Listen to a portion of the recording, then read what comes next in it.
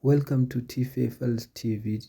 We are back again with the latest gossip nyaya dziri kupisa dziri kutenderera pasocial media. Keti Masomera achinyomba maititi ari kudedzera kuti murume wako uyo akachata unofunga kuti anogara newe sei uchigara kudima apa futa ugezi wakawana murume mira uone. So guys, handisi timati kudiya sindonyaya iripo ari kudedzera kuti hanzi murume akutiza ndo zvataurwa naKeti.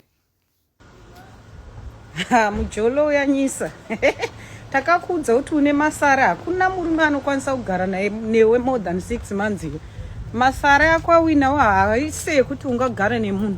Ko tamboziya kuti kuita senyenze kunge gurwe kudaro kupupira furo. Shusha wakuda kudzokera kuUK ikava zvitadza zvepadema. Zvekunwa mvura yemutsime. Vanorwara kavaya vanoda kupota vachinotora mapiritsi avo. Apa busy uri kurwisa munhu kuti adambure muchato. Unofunga kuti kuno kudiaspora muchato unongomuka wanzi wadamburwe. My husband dofo renyika usi celebrity. Chinhu chine udofo hwekudedza kuti my husband munhu ari legally married kuna Tafadzwa.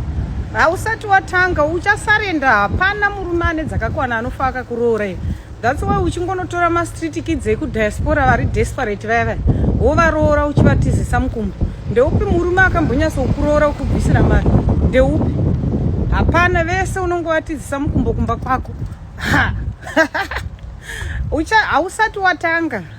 Uchati ekene, uchati baba nemuridzo. Gilbert ari kudzokera another divorce loading. Waimbotiwa ni Gilbert ane dzimba 5. Akavaka dzimba 5 nhasa wakuti akandiramba ndikamuramba anobuda nemabhegi. Ndokwako ikoko kwelevel rekuenda kunoimpota zvikomba uchizvichengetesa pamba pako. Magarden boy. Vakomana vako vebasa vanokusevhisa naiwo mudhidhi wanzwa iwo mukanwa naiwewo kwaunopuwa mapiritsi havakwanisi kukukweshawo thrashe. Unenge uchitisemesa kapalaivi paunenge uchipupira furo paya thrashe yakazara mukanwa.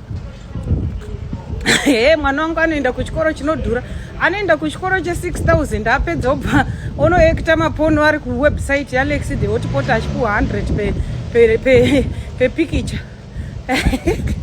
Hapana. I'm sure you have heard from the horse's mouth. And I wakawana murume for 6 months naKeti achinyomba maititi.